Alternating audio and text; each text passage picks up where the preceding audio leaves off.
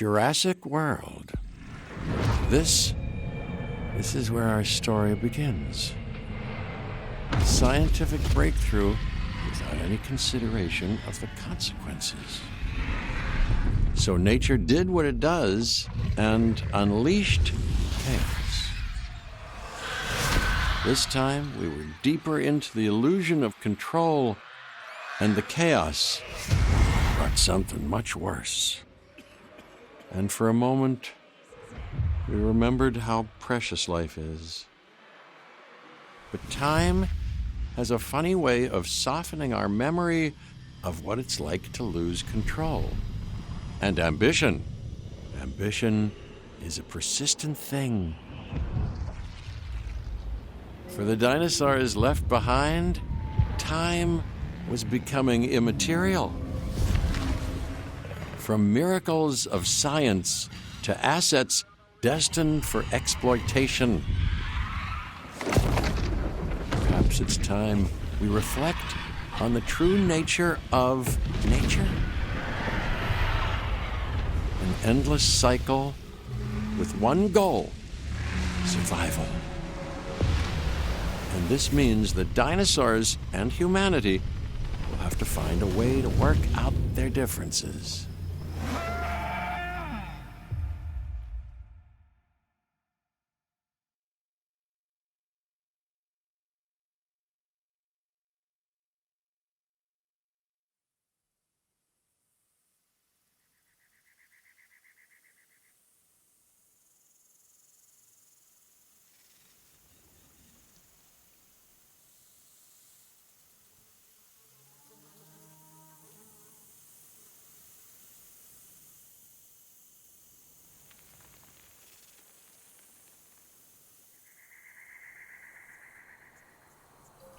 To us, a desert is a wasteland, devoid of anything but the most extreme examples of life. But creatures once thrived in these lands hundreds of millions of years ago. Given the geological history that we're dealing with, dinosaurs walking among the tumbleweeds isn't that much of a stretch.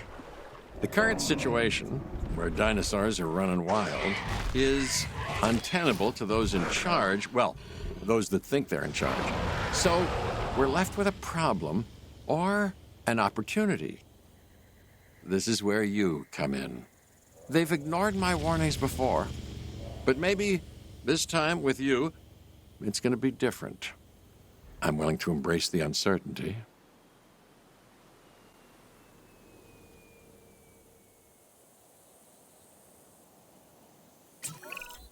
Okay, I guess an introduction is in order.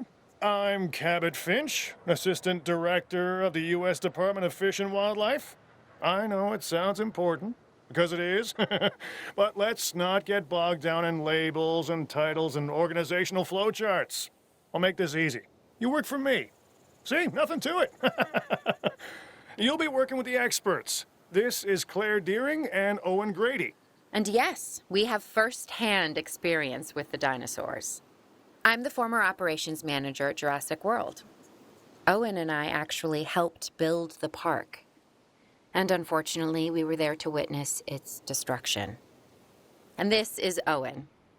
He works with velociraptors. You could call me a dinosaur wrangler, though officially I'm an animal behaviorist. I was just building a level of trust with them when this happens. Okay. So we'll need to get a few things in place ASAP. Start with a response facility, equipped with both a Ranger Team 4x4 and a capture team helicopter.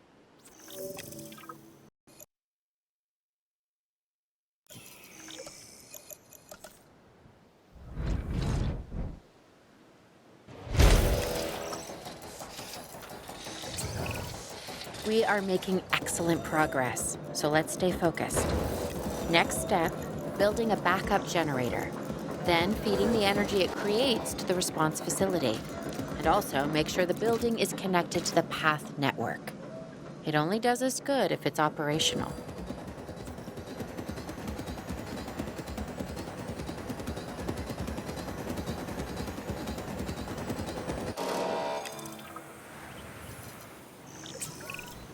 Hey, Claire. We may have trouble tracking this dinosaur from the ground, and even more trouble if we're lucky enough to find it. Then the sensible thing is to take a capture team helicopter. You can trank it from the air. See? I like the way I think.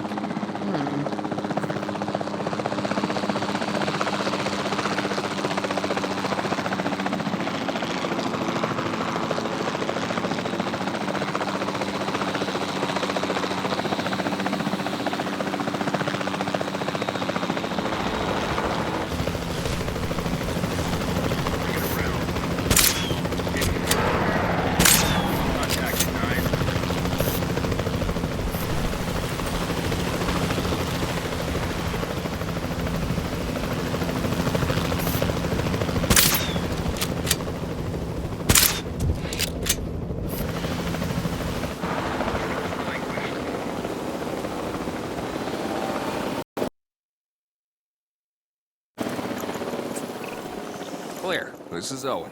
I copy you. We have it. Capture successful. I knew you'd do it. Never had a doubt. Really? Well, maybe one or two. Well, it's better than usual. I'll take it. Now, where do we take this dinosaur? We have the enclosure. We just need you to deliver. Hey, don't I always? Wait, you don't have to answer that.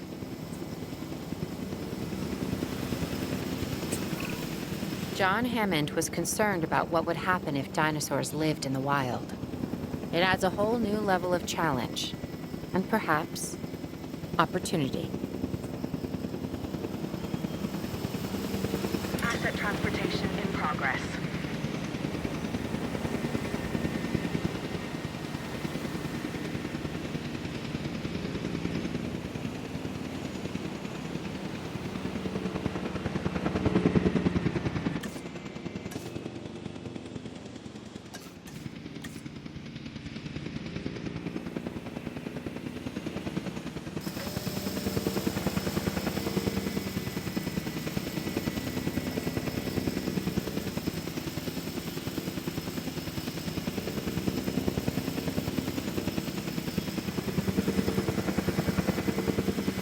Asset delivery confirmed.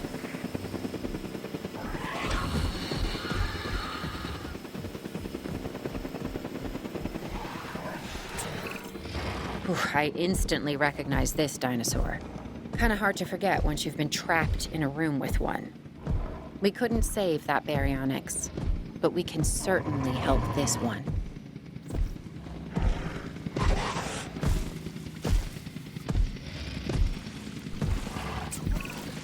There's not a lot out there for the dinosaur to consume, so we'll need a feeder inside the perimeter of that enclosure.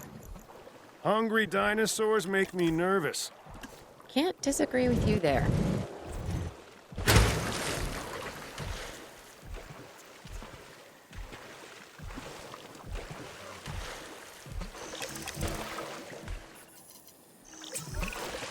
Good to go on this end. Copy. Okay. We need to get a full assessment of the dinosaur's health. Utilize a ranger team vehicle. Owen will help you get a status of the animal's overall welfare.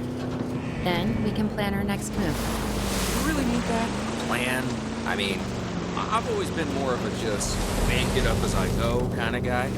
Tell you what, if this doesn't work, we'll try your way. That sort of sounds like a plan.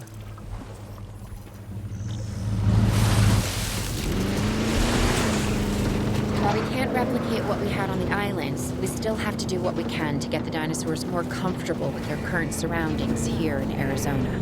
Sunscreen and drinks by the pool? How's that sound? Are you seriously asking? Or pretend asking?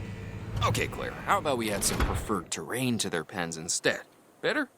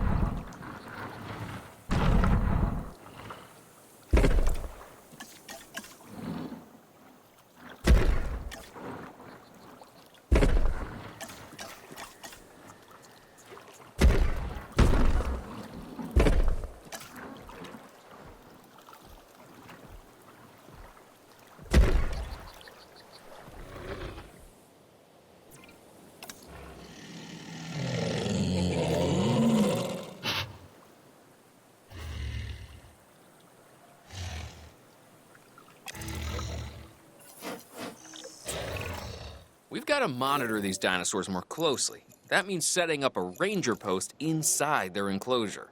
It sounds crazy, I know, but this'll work. Trust me.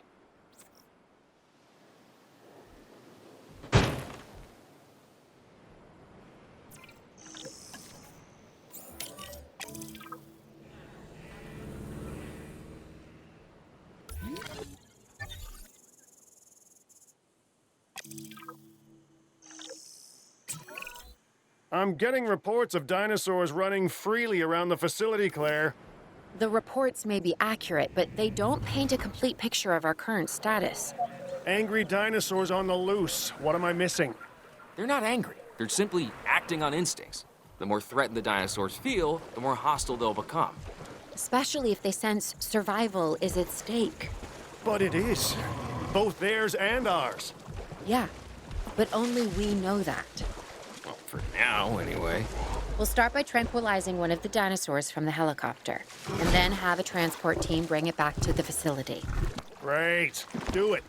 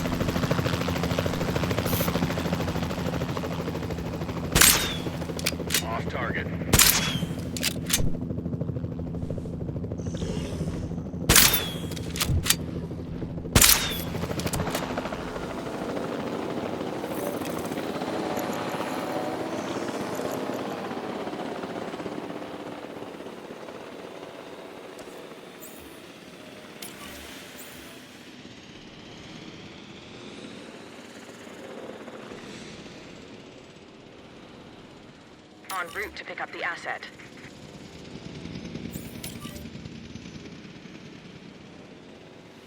Collecting asset.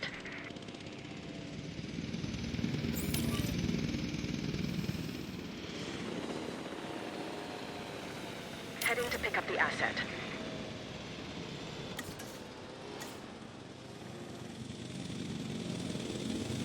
Assets in the air. Transporting asset.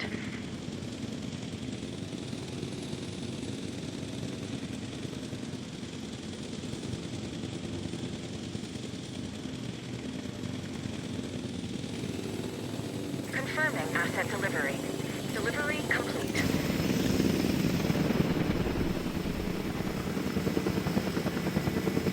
Asset delivered.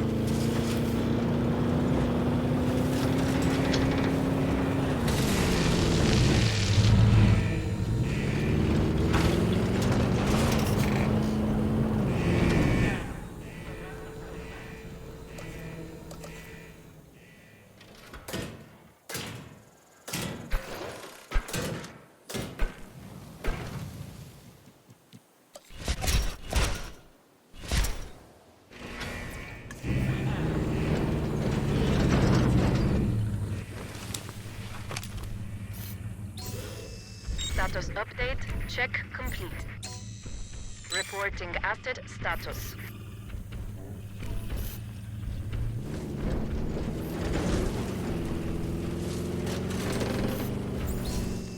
Asset status confirmed.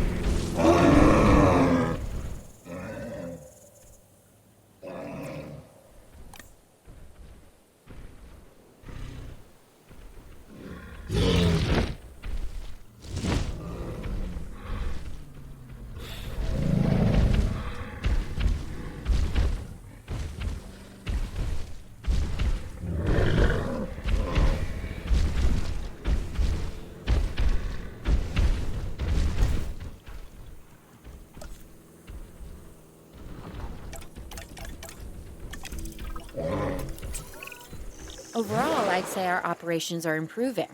I'm confident we may get a handle on this yet. But I'm also concerned, specifically about our biodiversity. Still, for now, let's focus on getting the dinosaurs safe and secure, as well as building some additional viewing galleries the DFW staff can use to monitor the animals.